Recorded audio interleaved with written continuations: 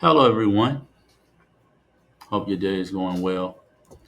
Rush hour and back roads. When I was doing ride share, you know, depending on the time of the day, that really said a lot. If it was early in the morning, like between 3 and 5 in the morning, for the most part, it was smooth sailings. And when I say smooth sailings, I mean there was no traffic. I mean there wasn't really even much construction being done, depending on where business took one.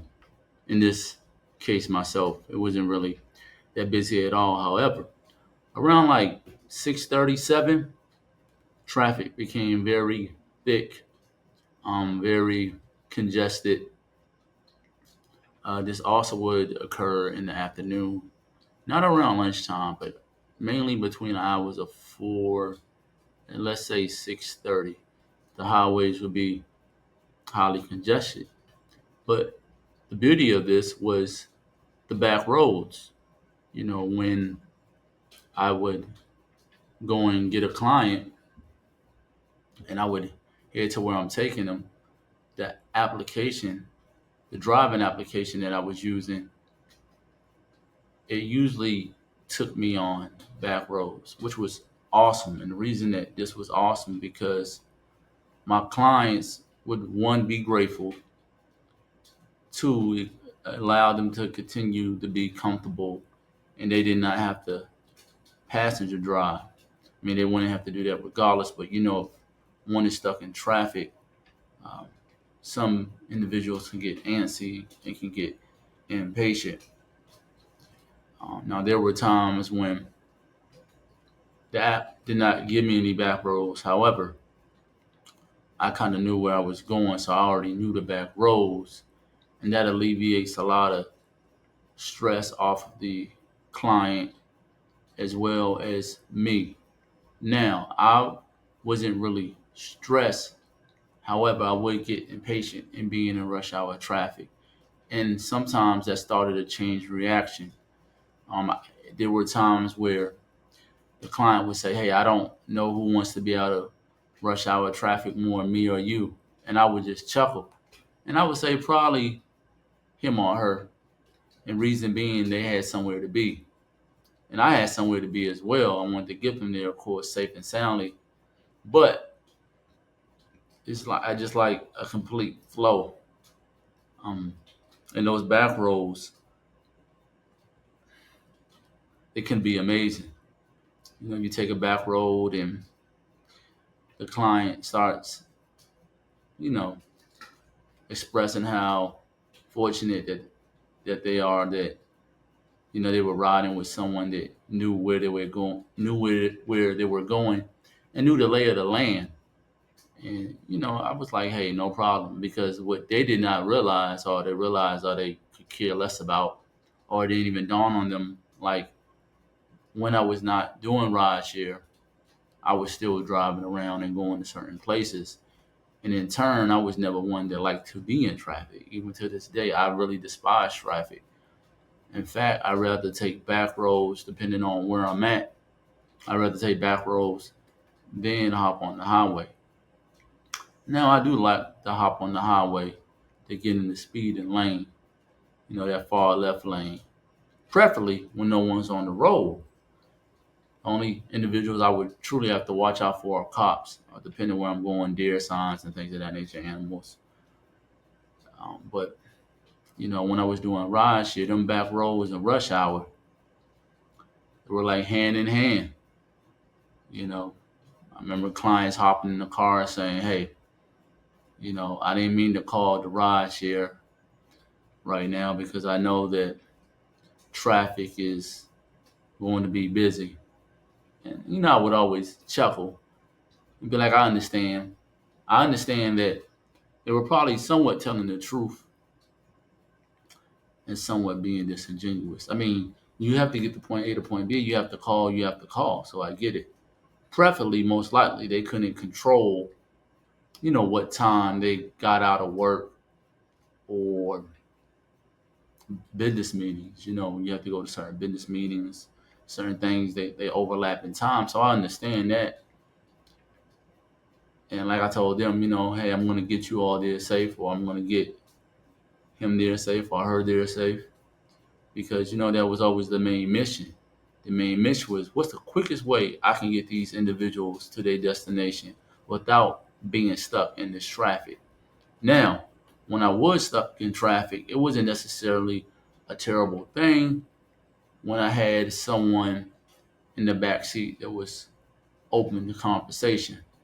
Now, those that were not open to conversation, like some that would fall asleep, and due to the fatigue of the responsibilities that they were enduring, it was still fine because I had my podcast that I was listening to. The thing was, I wouldn't play it loud because, I don't want to be inconsiderate. And, and then of course, patience. Patience always paid. I just knew like, hey, I know just as much as the client know that, hey, this is beyond my control. And as I continue to partake in serving the people, less and less I got agitated when I got stuck in traffic. Um, it wasn't really a hiccup with the back roads. Sometimes the back roads were cut off though, which required me to turn around, or even sometimes, fortunately or unfortunately, depending on the day of the week and the element of the weather, I had to jump on that highway. And overall, it was still fun though. It was still good experiences. Each ride was different,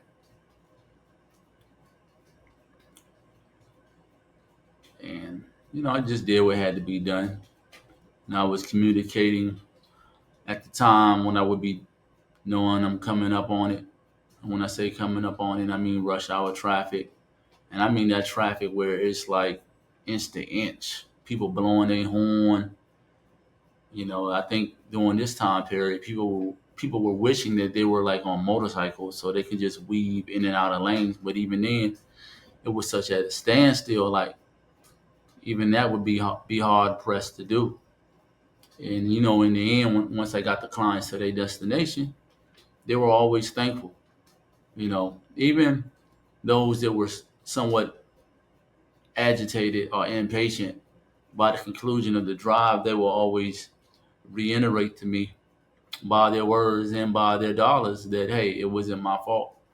You know, it was just some things beyond my control, which I was already aware of that. But it was just good to see that they acknowledged that too. Not that I was seeking their validation, but it's like, okay, we on the same wavelength.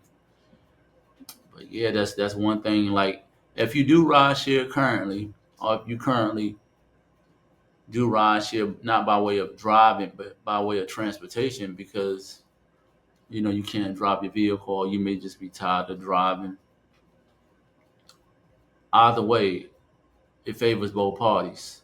This is something that both parties would be wonderful in knowing that, hey, rush hours is coming, and when rush hour arrives, that there's a solution to it. Now, if you don't know no back roads, but the driver that you with is uncomfortable with following suggestions from you, this you being the client in the back seat,